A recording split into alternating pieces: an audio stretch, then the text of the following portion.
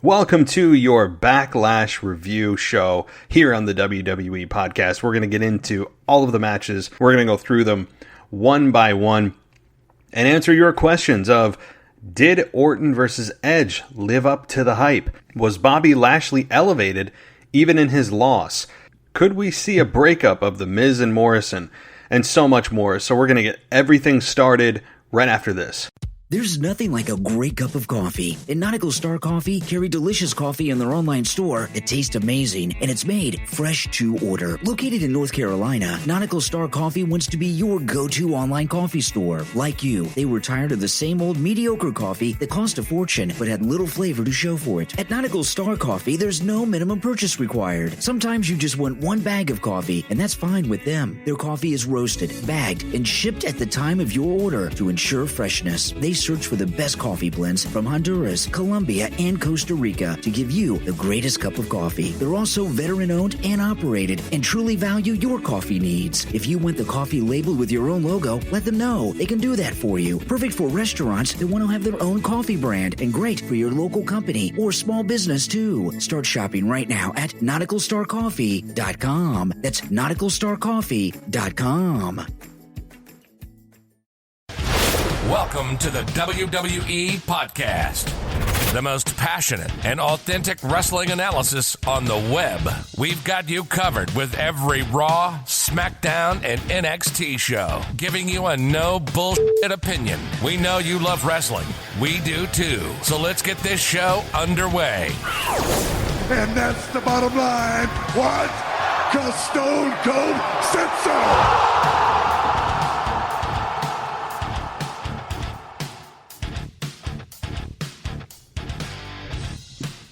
Welcome to the WWE podcast for this Backlash pay-per-view review show. And boy, do we have a ton of stuff to get to today, including some breaking news. If you haven't heard about Edge and his injury, how long he'll be out, that kind of thing. We're going to get to that in just a second. We'll start with that before we get to the review. And so if you haven't heard, again, Edge sustained an injury during the match with Orton that was pre-taped. Did not occur live last night, but at some point during the match, Edge sustained a triceps injury, and he's already had successful surgery, and he's recovering. So, triceps injuries, again, even if he tore it completely off of his bone, I mean, you're looking at, 4 to 6 months, maybe, at the most, assuming that all the healing and physical therapy go well. And then he has to get himself back into ring shape and all that kind of thing. I mean, you could be looking towards the end of the year if Edge returns.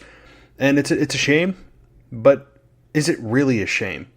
Right? Because with Edge on the shelf, I would rather see Edge in front of a live audience. I don't know about you, just like everybody else, but especially Edge. See him in front of a live crowd. He deserves it. Certainly Drew McIntyre deserves it, and they've been robbed.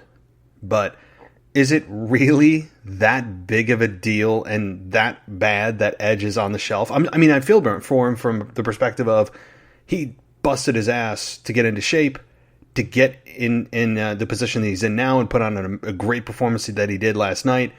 But when you think about it, given the situation, and that if you asked him, I'm sure that he would tell you he would rather be in front of a live crowd than in front of a bunch of NXT trainee robots that, I mean, they're doing the best they can, but it's like state-run radio, right? Like, they are just the controlled version of what WWE fans should be based on WWE's definition. And during the match last night with Orton and Edge, I'm sure WWE was just basking in their glory about being able to finally control the crowd noise to what they feel it should be. And blatantly do it, transparently do it, and they called it enhanced audio. And at first I'm thinking, are they just going to put more mics around the ring? Are we going to hear, like, kind of what they did with the XFL, where they have mics in places that normally mics aren't? And no, that's not what we got. What we got was a well-edited crowd noise insertion for the match. And to be honest, At first, I was very displeased, thinking that, oh God, here we go. Here we go with the post-production, the what's the latest special effect that we can put into this? And it wasn't that. It was a authentically done crowd noise that they did. They did a great job of making it feel natural. And then you look around and you're like, at first I was like, how are this many people making that much noise? And it quickly dawned on me that they just inserted crowd noise. It's really for enhancing the match presentation is really what it was for. And I understand that. And I can appreciate that. And so I guess I'm just going to jump right into Orton versus Edge. I'm not going to go in any other direction. I'll kind of stay on this topic. Now, if you listen to this show, you know how much I despised the tagline that they built this whole pay-per-view around. Not just the match, but the entire pay-per-view had the words, "the greatest wrestling match ever" on it. So from the get-go, they build this as the greatest wrestling match ever. And I tore it limb from limb on a weekly basis, saying that it was a complete joke, that it was a transparent exposure of the business, that it gave fans expectations that WWE can't deliver on,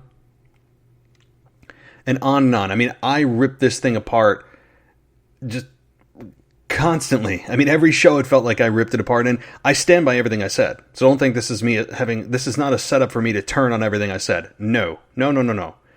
I stand 300% by everything I said about that tagline. It is still the dumbest thing I've ever heard for all the reasons that you guys have heard over the weeks on my show here. With that said, standing by my words, I still think that they put on a hell of an effort. I think that Orton and Edge were on their game. Yes, it was post-edited. It was edited. Yes, they had all the time in the world to make it look right. They had really the advantage of not having to do it in front of live audience, which means you can stop, cut, redirect, redo, reposition. They had the advantage of doing that, which is really an unfair advantage to all the other matches that have ever occurred ever inside of a wrestling ring, where you don't normally get this opportunity.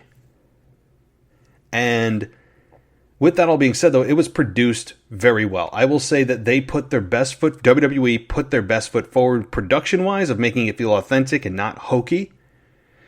They made it feel like it was a big deal. They didn't just mail it in, and I can appreciate that. The crowd noise started to make it feel it felt refreshing.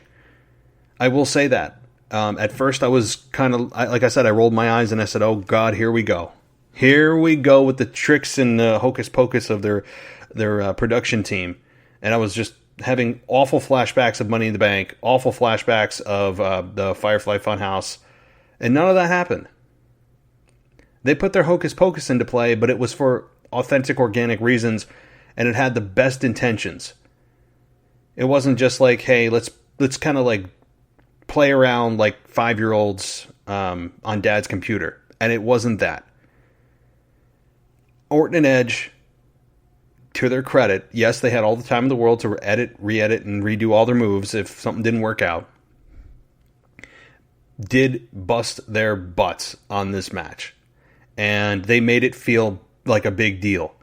The physicality was well done. The pacing of the match was very good. The physicality, like I said, the physicality was really kind of scary at times because of Orton targeting Edge's neck. That still bothers me. I know if you're a heel, you target that, but not when it's, number one, a man's neck. And even if it's somebody that didn't have a surgically repaired neck, do you really want to target the neck and do worked moves? Eventually, one of those worked moves isn't going to work. And it'll be a shoot move. You need to be very careful when working on a guy's neck. And I know that Orton's a pro's pro, but boy, it's still risky, isn't it? And it's uncomfortable. It's uncomfortable, not in a way that gets heel heat on Orton to me. It's uncomfortable for the man that I enjoy watching be Edge, of Adam Copeland. Like, I'm concerned about Adam Copeland and his livelihood when they do that. Not so much, makes me angry at Randy Orton. No, it just makes me concerned about Edge as a human being. But it all obviously worked other than the triceps injury, which, I mean, like I said, is it really that big of a tragedy? No better time to get injured than right now. There really isn't. Because when you return in 4 to 6 months, again, that's the timetable that's in my head from previous triceps injuries that I've seen in pro wrestling. 4 to 6 months. I could be way off. Okay? Don't quote me. You said it was going to be 4 to 6. That's in my brain. This is not a WWE official statement. So, but at least a few months, right? At least a few to 6 months is probably what I'm shooting for and was realistic. So, all that being said, again, the focusing on the neck was a little bit concerning, but the psychology was really good. The psychology of just two guys who have decades of experience between them going out and doing a wrestling match. And they did that. They did just that. They had a wrestling match. That's exactly what this was, and I was glad that was a true wrestling match, and it was not some kind of play on words of, it's not going to be a wrestling match, it's going to be kind of like just your typical, fighting on the outside, using the 10 count, to bash your opponents into the steps, and it was not that. I mean, we got to that, but it built up very nicely. You start with the collar and elbow tie-up. You work into some chain wrestling. You do counter moves upon counter moves and holds and counters, and yes, we got the Randy Orton obligatory 15-minute headlock. I mean, that's just Randy Orton's finish at this point. And it built up nicely to chain wrestling, to eventually punches and kicks, to more powerful moves, to powerful moves that you can actually buy as finishing a match. And then it moved into signature moves. And then it moved into their own finishes, other wrestlers' finishes, and then eventually ending with their own finish. And Randy Orton winning, right move. I thought it was the right move. I picked Randy Orton. In fact, I believe I was I clean swept my predictions for Backlash. Not to toot my own horn. And yes, there was a double count out for Nia Jax and Asuka. Yeah, I didn't get that right, but she retained. Okay, and we'll get to that too. But I wanted to start off with what you guys remember, and probably what this pay-per-view will be remembered for, and that's Randy Orton versus Edge. And rightfully so. Again, I think the right man won. And if Edge had won, I think what we would have seen is the end of this program. Because now each man has a win apiece. And now they can go to the third chapter. Now, when is that third chapter, given Edge's injury? Probably not for a while. You may not see it until the Rumble. I mean, it could be that long. I would suspect Survivor Series. If you're going to put me on the spot, it could be Survivor Series. But you can bet your bottom dollar that the rubber match will be sometime, I believe, in 2020. It may be cold, and we may be in the holiday season, and hopefully past the coronavirus, where fans can come in the arena without masks and be just damn fans, and we can get all past this. Hopefully that's the case.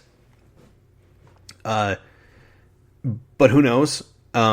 It definitely lended itself, the match last night, to setting up for a finale between these two. And where that is and how that happens, I don't know. I would have ventured to guess it would have been at SummerSlam.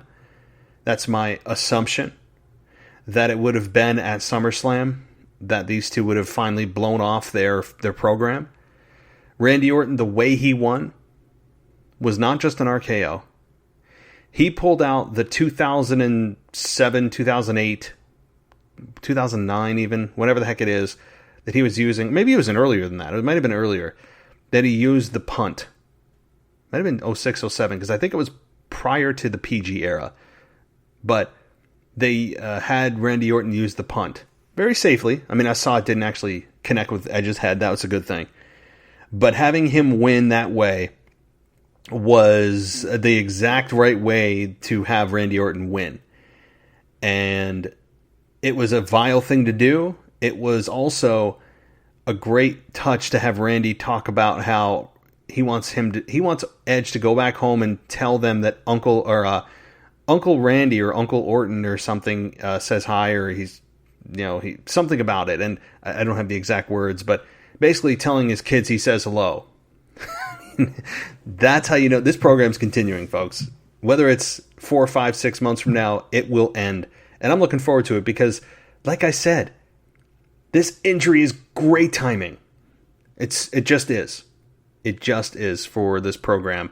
Interesting to see what Orton does in the meantime, right? What the heck does Orton do in the meantime? We don't know. The one critique I would have about the match, because I got to have something. And honestly, like if it was 5 stars being like one of the greatest of all time, I'd give it a 4 out of 5. I really would. But the one thing I would say is, did they really need to go into kick out of finishers? I got a little bit of a quick flashback to Seth and The Fiend in Hell in a Cell back in late last year, when it was just constant kickouts of finishers and nothing would put anybody down, and suddenly everybody had spinach like they were Popeye. I mean, it just was insane, and I got a little bit of that. And I was concerned because it was kick out. When Orton hit that RKO on Edge off the second rope, I think it was, when Edge jumped and Orton hit it, I said, oh my God, that's it. They got me on that one. The rock bottom didn't get me. Anytime they use other wrestlers' finishes, that 99% of the time doesn't work. It was surprising to see. Very surprising to see that they actually started to pull out those things. And I think at one point somebody went for a tombstone, which didn't happen. Edge hit a rock bottom. Orton hit a pedigree. It was entertaining to see them use those moves. No doubt about it. But it was kind of like, what? Why? My own finish isn't working? I don't know. But it was great to see. These two really, really put a great show on. So I guess that leaves one question to be answered about this match. Was it the greatest wrestling match of all time? Well, if you ask me, my answer is pretty simple. No, it was not the greatest wrestling match ever. It was not. It was, would I put it in my top 30, top 40? Maybe, yeah, sure. Yeah, I'd probably put it in my top 25. I probably would put it in my top 25. But again, it's such a subjective thing. It's impossible to live up to this expectation, but they certainly at least attempted it. They didn't half-heart this effort. That's what I appreciate about it. They did not half-heart this effort on all fronts. Orton didn't half it. Edge didn't half-heart it of an effort. And honestly, more importantly, Orton didn't half-heart an effort, and also shows you again how damn good he can be when he turns it on. Orton, and again, that's been brought up in many, many promos by Edge, that you don't even try and you're still good. And Orton brags about that. And it's true. That's truth. Orton is just going through the motions half the time, but boy, when he turns it up, it just is gold. And him and Edge have an amazing chemistry together. I'm very excited to see what the finale of this program will be. And I'm assuming, if I was to guess, maybe Hell in a Cell. Right? I know that the Hell in a Cell pay-per-view is October, and that would be a very, I think, optimistic view of when Orton or Edge could return, but it would be a nice target for Orton and Edge to finish their program inside Hell in a Cell in October. So sometimes things are blessings in disguises, and this certainly could be one of those examples where Orton and Edge line up perfectly with Orton's or Edge's recovery time to Hell in a Cell, because that's to me where this thing ends. It has to. Where are you going to go? A street fight? No. No holds barred? No. Submission match? No. Where are you going to go? Or Iron Man match? No. They pretty much did that at WrestleMania with the time that they went. You can't obviously do another last man standing. Can't do first blood because WWE doesn't do that anymore. Although Edge would have won pretty quickly last night, right? With Edge Orton getting blasted in above the eye. I think it was right on his eyebrow, getting cut open. That was kind of cool to see. When you see blood now, it's like, whoa. It's such a great gift from the wrestling gods, isn't it? I mean, it's great. Obviously, Randy Orton's fine. But, again, I don't see where you go. Steel cage? Well, if you're going to do a steel cage, you might as well put a roof on it. If this is the finale, that is, to me, where this thing ends. It's the only place that this can end. This is the destination. If I'm WWE and I get an optimistic time frame of 3 to 6 months, I'm looking more towards 4 months and saying, all right, Hell in a Cell, let's do this thing. So hopefully that can be the case. I think that is going to be an amazing finale when that happens, because you can bet your bottom dollar it will. I do not believe Edge at any cost will sit this one out and will be on the mend, as he already had successful surgery. So, wow. Okay, I spent almost 20 minutes talking about Orton and Edge, but I had to get that out there because it really, I want to start at a positive note. It was a very, very good match, if not great. Not instant classic. Okay, I know CBS Sports said that it definitely delivered or lived up to the hype. Well, really? CBS, have you seen wrestling over 30 years? Like, even the last 10 years, right? How can you possibly tell me that this is a better match than, say, HBK Taker at WrestleMania 26, Angle and HBK at WrestleMania 21? You can't. I mean, so nonetheless, it is up there on many people's lists. And CBS, I think you need to, I don't know, maybe line your pockets more with a little bit of WWE's money for whoever wrote that. I mean, did it really? Good grief. Okay, here we go. So overall, beyond the Randy Orton and Edge match, I thought the pay-per-view was good. I did. I really enjoyed Backlash. And I think one of the primary reasons I'm enjoying Backlash and WWE pay-per-views more as a whole are the length of time of the pay-per-views. You know, it's just kind of like to the point. You have video package match, quick interview, video package match. There's not a whole lot of backstage nonsense or whatever else they fill the pay-per-view with. It's straight to the point. I don't know if the live audience adds more time than I realize. There's something in the live audience format that really seems to up the time of the pay-per-view.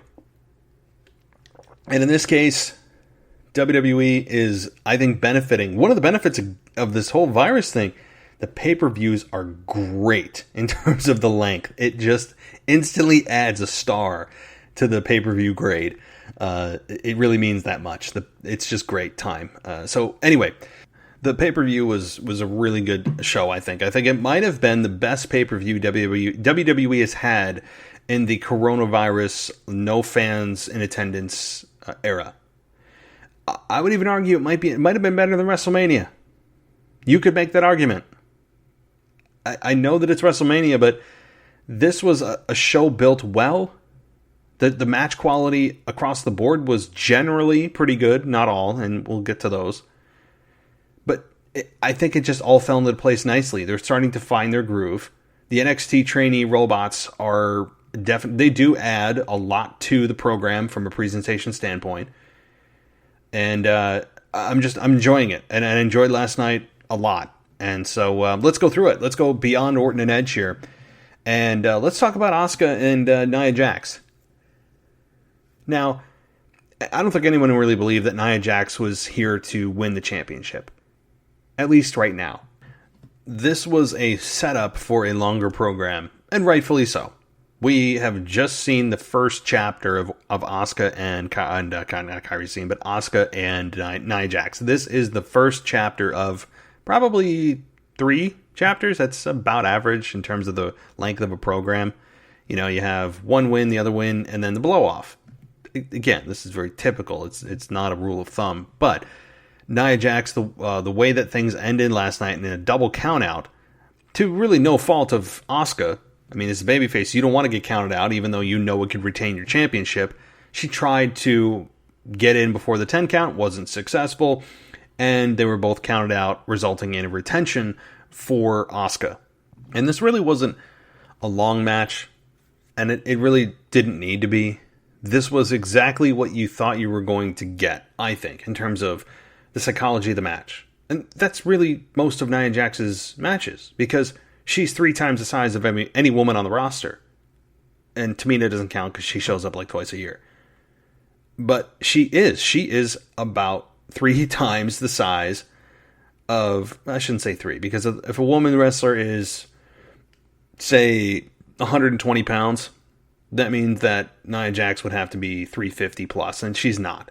I think she's probably in the realm of 270, probably 200. No, 250, 260. I mean, let's be honest. A lot of that's muscle. Okay, she is extremely strong, probably stronger than some of the guys on the roster. And so with that size, so she's probably at least twice the size of most women. That means that most of your matches, you're going to be playing the same card over and over, because you almost have to. You can't sell the way that a normal woman in that person's weight class would sell. In other words, if she's in there with Asuka, she's not going to be selling the way Asuka does.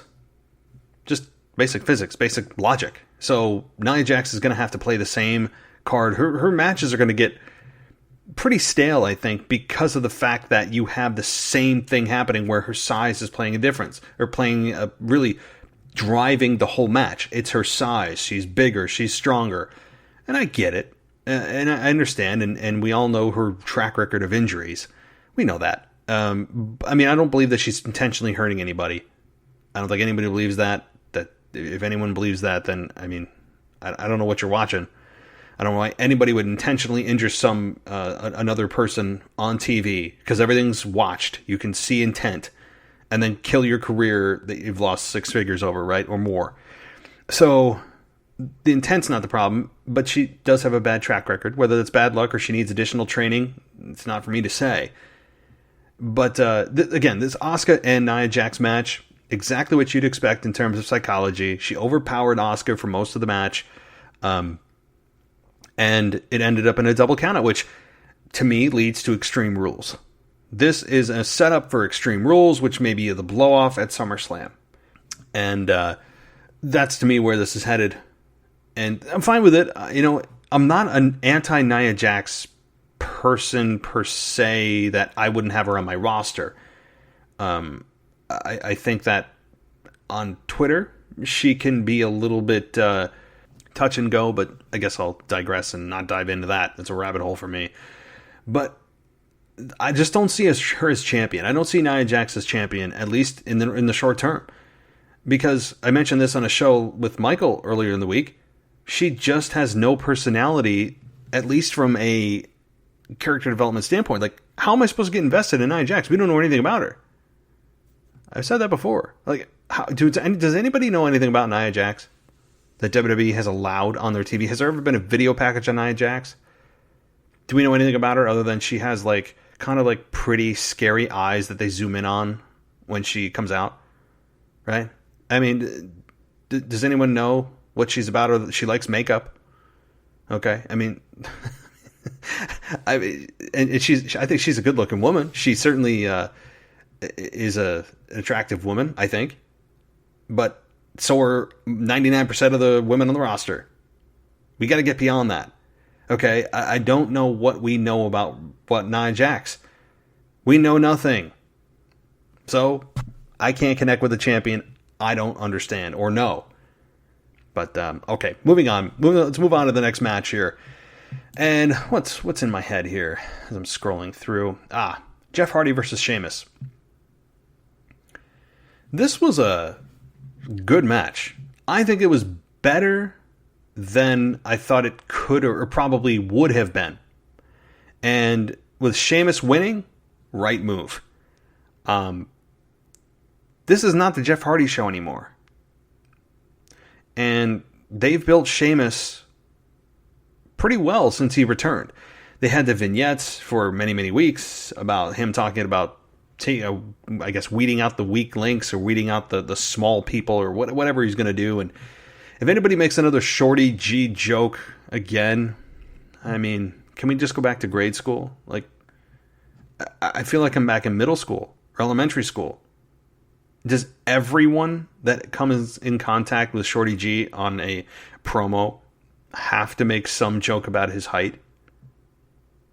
I don't know why he doesn't just shut them up and just say 2 words, Rey Mysterio. Anybody talking about him? His height a problem? Right?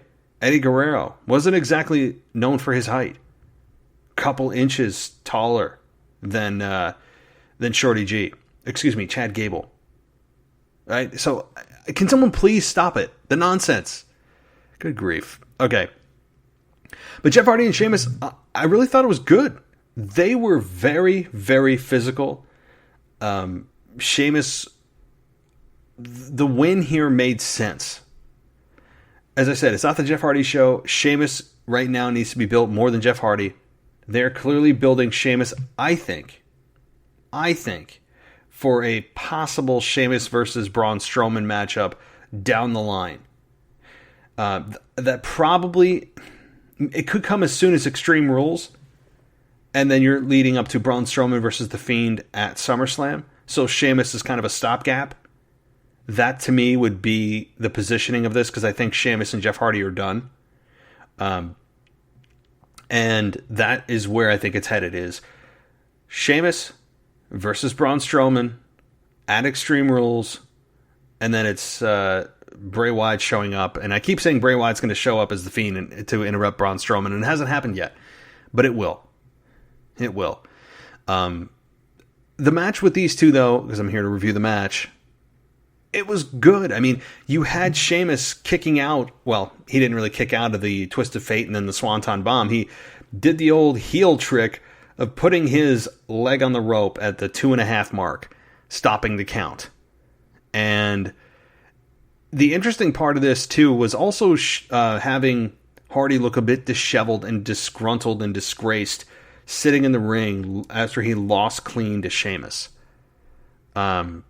That, to me, was more telling. Like, where does Hardy go from here? And I think the announcers even alluded to that. Where does Jeff Hardy go from here? You know, where does he go? I mean, obviously, I think he goes somewhere. Perhaps he has a rematch on SmackDown with Sheamus.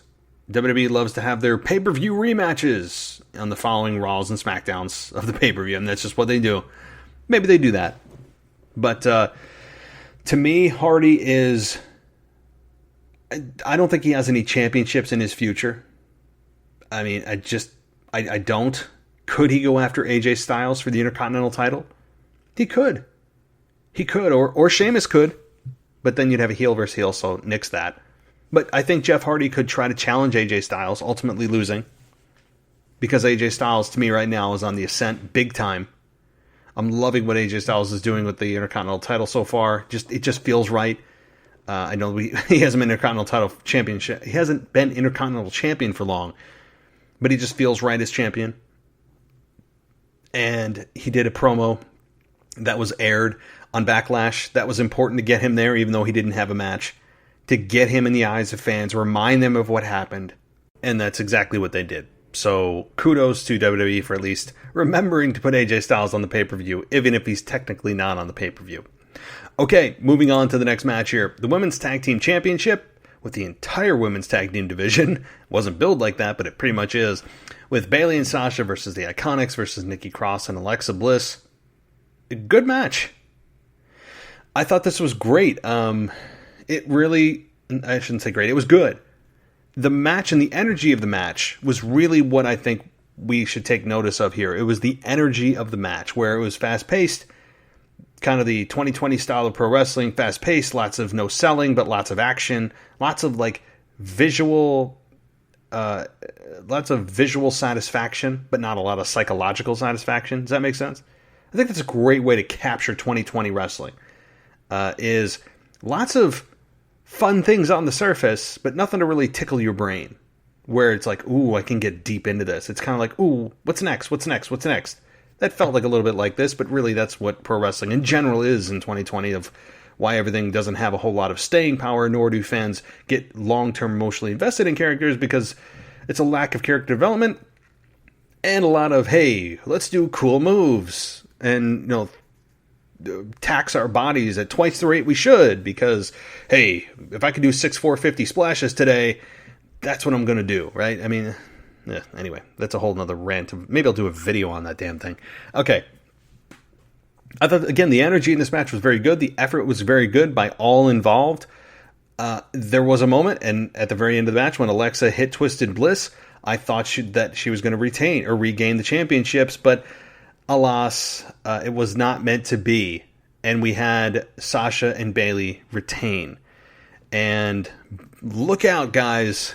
Look out for the most devastating finisher in WWE today. The roll-up. The dreaded roll-up. It's just insanity. Like, again, I'm not defaming this match because of that. This is just a small microcosm of the larger issue of WWE using their roll-ups as a finish much, much too often. When you have men and women out there doing death-defying moves, and none of that is being sold, and it barely creates a 2 count, and yet a roll-up is just, can't do it. I mean, look no further than the 24/7 championship. That's how probably 95% of the title changes or title retentions took place, is a roll-up from behind. I don't know if it's just kind of a... I guess it's almost a lazy way to book, because yes, you're getting the person you want to win, but it's also a way to protect the person that lost, because it could be, they were just surprised they couldn't get out. It's more of a defining statement if you have somebody hit their finish and win clean like that than if they win with a roll-up, because it could have just been they got lucky for 3 seconds. Rather than, they knocked him out and hit their finish and here they go, or they tapped out, or whatever it may be. So maybe that's just lazy booking so they can protect everybody, which means no one's protected. Kind of ironic, isn't it? When you try to protect everybody, nobody's protected. It feels like a political statement. But I enjoyed the match overall. Having the Iconics back is awesome. I love the Iconics so much. So much. I really hope that they get a long run as champion again. And they don't just kind of half-ass it like last time, and after they win the belts, whenever that may be. Which, I mean, there's only 3 teams in the women's division. They got a pretty good chance of getting them fairly soon. Have them actually showcased on the show. Let's not just bury them in the background of a locker room or wherever they were hiding after they won the championships at WrestleMania from Bayley and Sasha a couple of WrestleManias ago. But it was a fun match, and it actually, I think, over-delivered a little bit for me. All right, moving on. Let's see. Apollo Crews versus Andrade in the kickoff show for the United States Championship. Really funny, isn't it? WWE has a championship match. A championship match on the kickoff show. And it's Apollo Crews, the guy that they've been building for the last 6 weeks, against Andrade, former United States champion, making a name for himself on Raw with Zelina Vega and Angel Garza. And you have Apollo Crews and Angel Garza on the kickoff show in a championship match. Boy, just sometimes it's so telling. And anyway. This was a good match. I wouldn't put it at the top of anybody's list for anything. Just kind of like your run-of-the-mill, just good match. It's what you'd expect from 2 good workers. Athletic, good chemistry. And we had Apollo Crews defeat Andrade via pinfall to retain the championship. And Kevin Owens getting himself involved, hitting a stunner on Angel Garza on the outside. And boy, that must... Kevin Owens delivering all these stunners in places that aren't the ring. It's got to start to jar your spine a little bit or bruise your ass. I mean, it just does. He must be waking up sore most mornings, or just be like, "Hey, couldn't I get a finish that doesn't require me to land flat on my ass?" I mean, anyway, I guess that's the price you pay for hijacking Stone Cold's finish, of which he did get permission for, I know, but okay. But Apollo Crews retains, and as he should, at least if you're going to make Apollo Crews' title reign meaningful, keep it on him. Let's see what he can do. All right, moving on here. The Universal Championship. Braun Strowman versus The Miz and John Morrison. Okay, this was not my favorite. I will say that. It was not great. Oh boy. Okay, I wouldn't say this is a F, but I'd give it like a low C, maybe a high D. The weird thing is that WWE sprung on us that it's not going to be a co-champion type of deal. It's going to be whoever makes the pinfall or gets the submission. I mean, LOL. I mean, I love when they do that, where this is by pinfall or submission, and the people in the match have no finish submission maneuvers. But I digress. But they sprung that stipulation out of nowhere on us, and I don't know what the motivating factor was. Clearly, they decided that there needs to be tension between Miz and Morrison, and maybe they have bigger plans for Morrison or Miz. But the Raw and SmackDown tag team divisions aren't exactly strong. Taking any team out right now and splitting them up really, really hurts the depth of the tag team division as a whole for the company. So if that's indeed the purpose of this, because I don't see any other purpose for that stipulation being changed at the last second, other than to create division or strife between the tag team here, and it bore fruit, bared fruit. I don't know, whatever the saying is. It happened, is what I'm trying to say. And Miz and Morrison ended up getting a little bit tense because Morrison went for the cover after the super face-crushing finale, or super skull-crushing finale. And Morrison went for the cover, and Miz pulled him off, and Miz almost looked like he did it out of instinct, which ended up to their demise. It really led to their demise because Braun Strowman ended up getting the victory here and retaining the United States Championship. It was enough of a the Universal Championship, and it was enough of a distraction for Braun Strowman to capitalize. And does anybody really want to see Miz and Morrison break up, though? I mean, I'm torn because I want to see the tag team division strong, and Miz and Morrison add that quality tag team. They're good on the mic, and they can always put on good matches. And so it's hard to from that perspective. But on the other side of the coin, does Morrison really belong in the same place he left the company in 8 years ago, or does he maybe deserve an opportunity here to branch out on his own? There's a case to be made for that. So this. It'd be interesting to see how this all plays out with the strife between them now. And there really wasn't a whole lot to this match. I mean, Braun Strowman won, and can they just stop with the Strowman Express?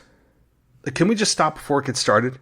He actually has a train whistle at the beginning of his entrance now. I mean, I guess the Monster Among Men was something that was said ad nauseum, and they just got tired of it, and they're like, we need something else. We need a new t-shirt. Because the t-shirt came out before anything was mentioned, or his music was changed. So apparently he's a locomotive now. I mean, I've seen worse. But it's so childish, isn't it? I don't know. I guess it's me. I'm a 35-year-old guy sitting here, like, remembering the great years of things that were edgy, and that's just, I don't know. You have Strowman on a train. I mean, choo choo, right? I mean, is he Thomas the Tank Engine now? Right? I mean, it's okay. Moving on. Strowman retains, and I think Strowman moves on to probably Sheamus. That's my guess. And Jeff Hardy moves on to AJ Styles. Again, guesses, but we'll see. Then we got, let's see here. What do I deal with? I already went over Edge and Orton, but there are two matches left, and I guess I'll start with the good one here. And that's Drew McIntyre, Bobby Lashley.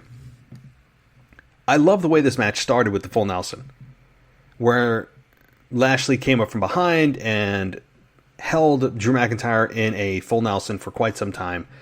And then the match started after he was able to somehow kind of get to his feet. And Lashley, I think, put on a good performance. Yes, he had a couple of botches.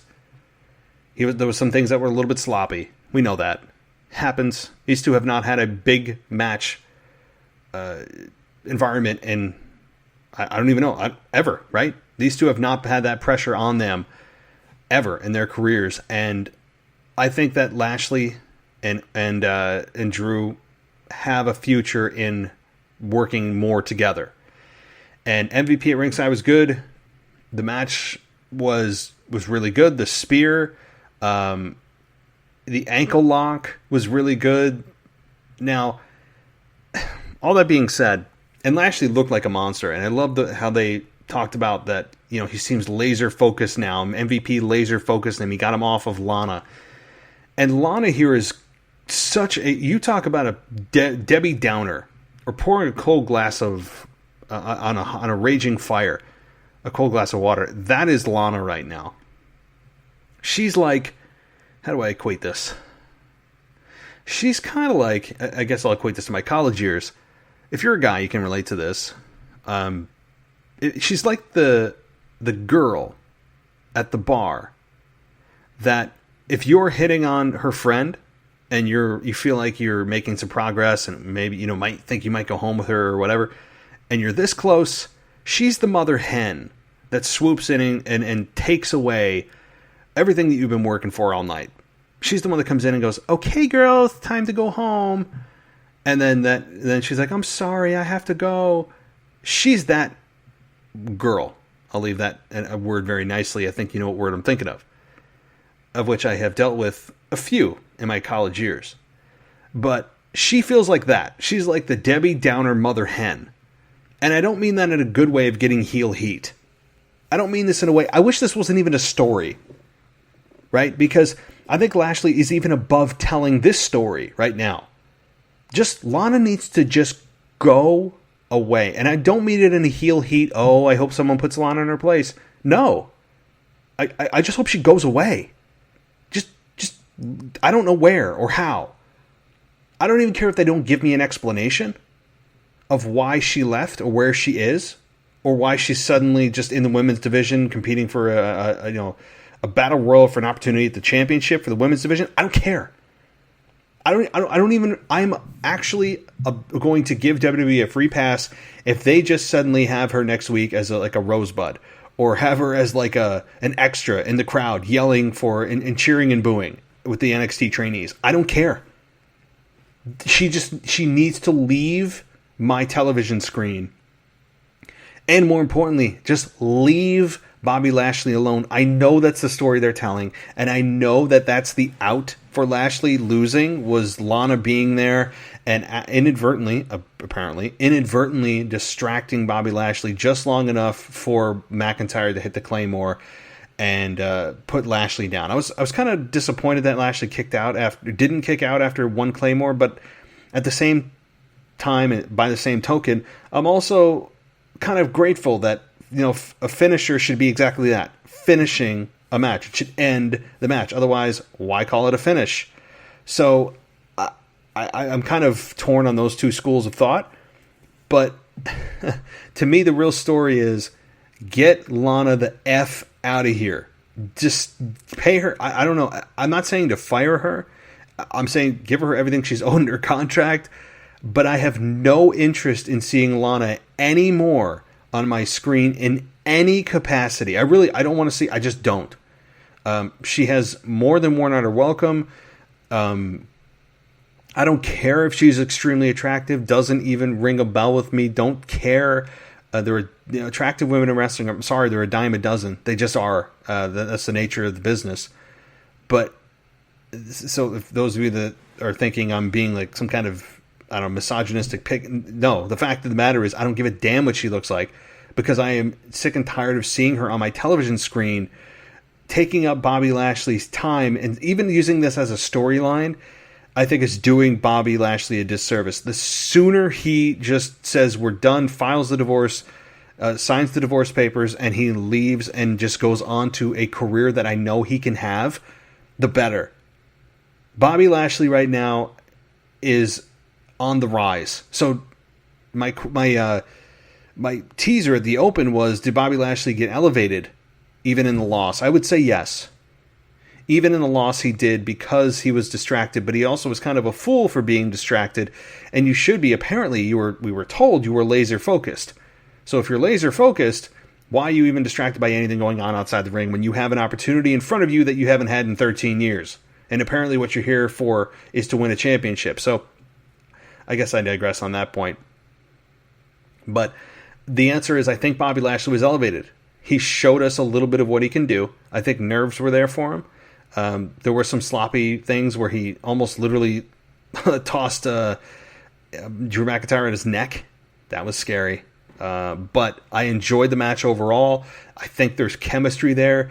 A lot of firsts happened here at Backlash. A lot of first-time matchups, which tell you they're probably going to lead into the Extreme Rules pay-per-view for Chapter 2 for a lot of these. And for some, go to SummerSlam for the blow-off for Chapter 3. So that's, I think, where we're headed here. And could Brock Lesnar insert himself into this? Absolutely. In fact, I would pretty much bank on this happening at Extreme Rules. I know I said that it could happen last night at the pay-per-view of Backlash, where Brock could come out and interfere and leave both men laying. But that, to me, those chances exponentially increase at Extreme Rules in July.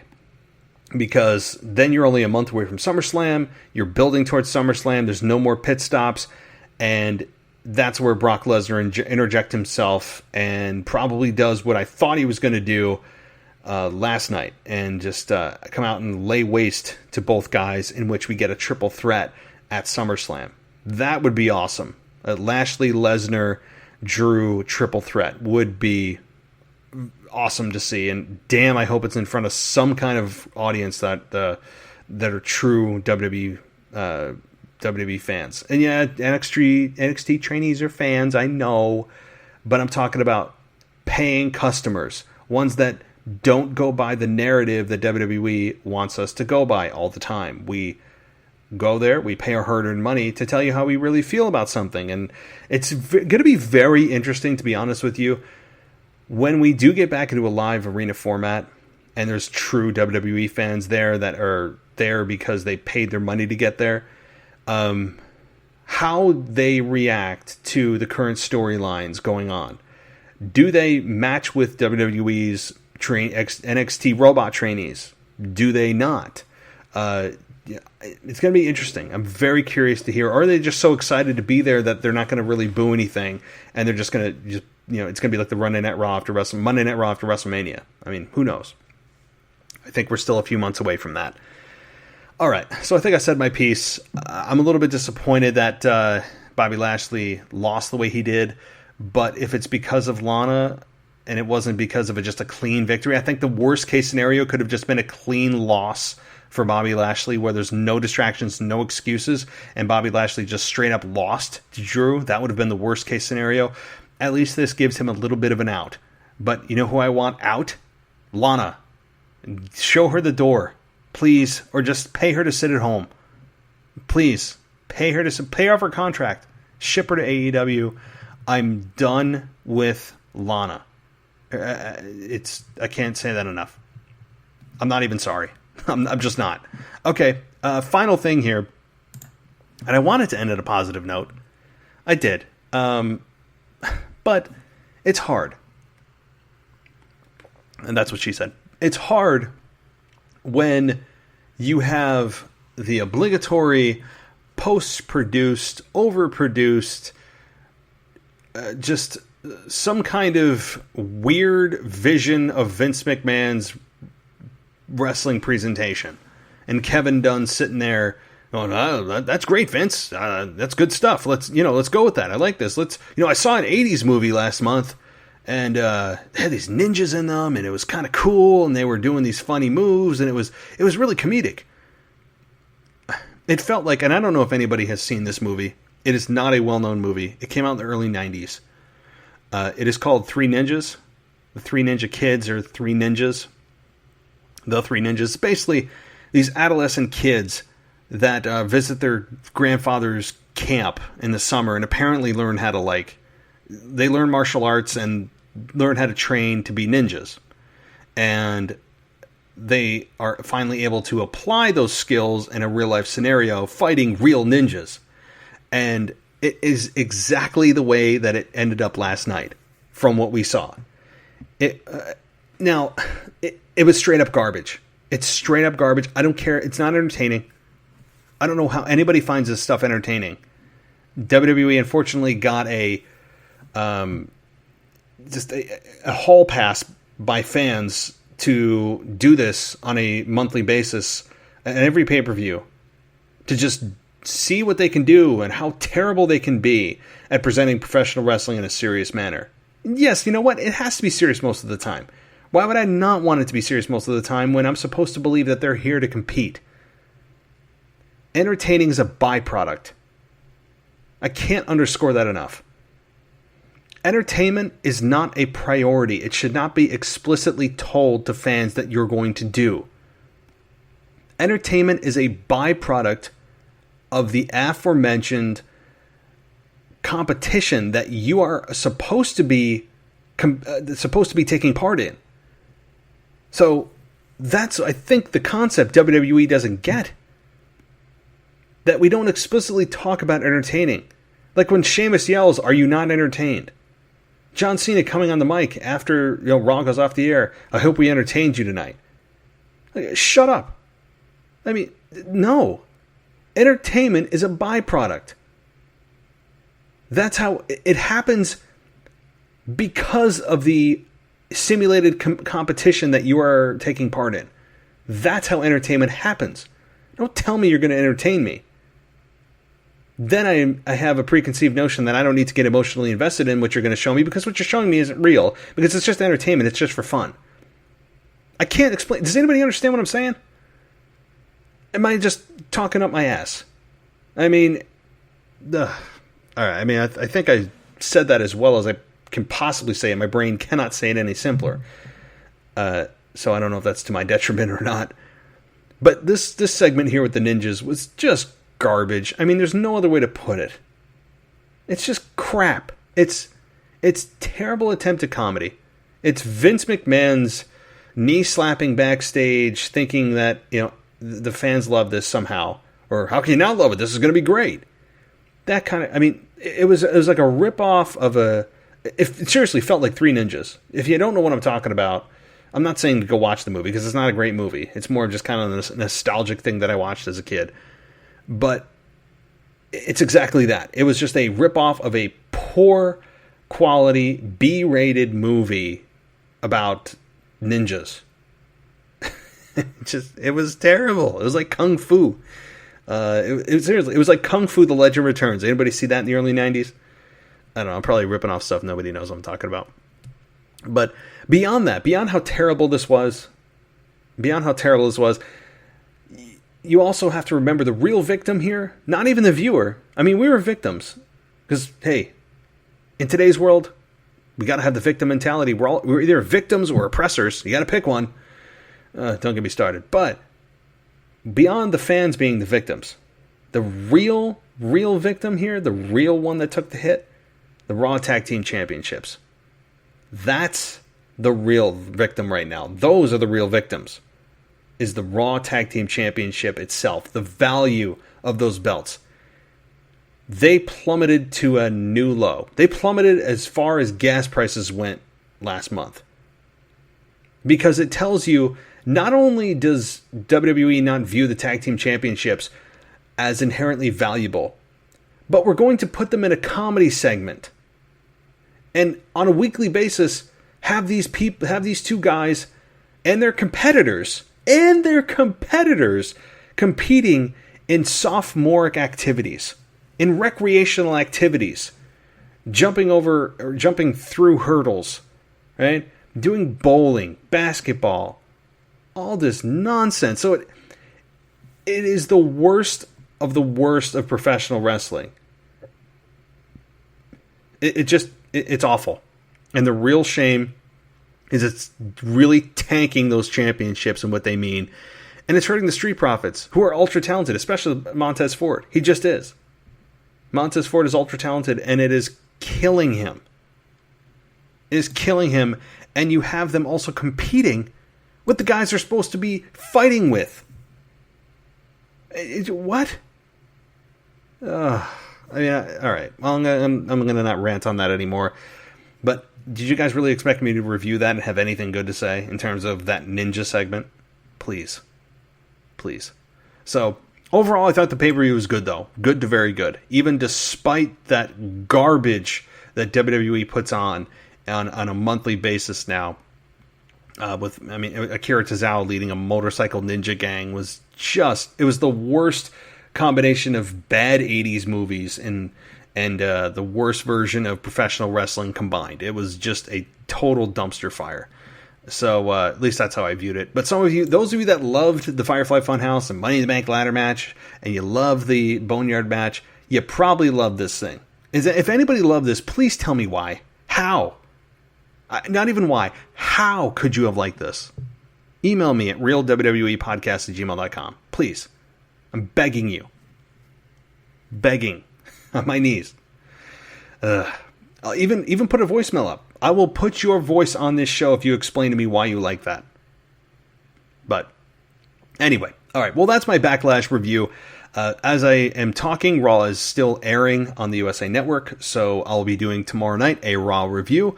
On Wednesday will be a From the Vault version of Wrestling Nostalgia.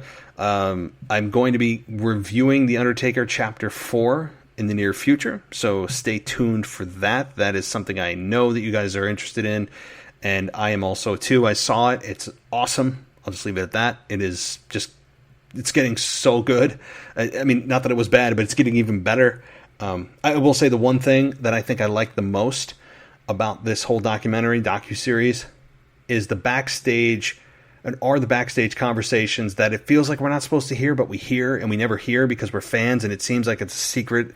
We're kind of like listening in on the cool group, or we're listening on the conversations we would never hear. That to me is the coolest part. Are hearing the backstage conversations, and the ones that are kind of off mic but not really. Love that stuff. Love it. All right, well, anyway, guys, that's the schedule for the week. Of course, AEW and NXT coming to you on Thursday, and then Saturday is your SmackDown review, and then also coming up is your weekend review, maybe Sunday. I haven't decided yet. It might be a Sunday type of show with your weekend review as we start to now look forward to Extreme Rules that comes to you sometime in mid-July. I don't have the exact date, but probably somewhere around 4 weeks from now. Extreme Rules is the next stop, and then it's SummerSlam. Happens quick, doesn't it? Real quick. So, all right, well, guys, that's all I have for you today, but don't forget, hit me up on I was going to say Twitter, out of reflex. Maybe I'll get that resolved soon. I'm working on it. But email realwwepodcast@gmail.com, and the website at wwepodcast.com. I'm working on other things that are video related. I'm trying to get an intro put together, a video intro. I'm trying to get a professional looking background. I'm not trying to, like I said, sit here with like kids' toys around me. This doesn't look good. You want to make sure that's professionally done and all that. It's hard. But it is something I'm working on, and getting a new laptop in the near future. Lots of stuff. But I'll kind of save that for later. But in the meantime, thank you so much for listening, guys. Give us a subscription on Apple Podcasts and rate and review us if you like the show. Tell a friend. Download us anywhere that you can find podcasts. And thanks for listening. Until then, guys, talk to you soon. Thanks for listening to the WWE Podcast. Don't forget to subscribe on your favorite podcast app so you don't miss a show, or head to wwepodcast.com. And for all of these shows ad-free, head over to patreon.com/WWE Podcast. Until then, we'll see you next time.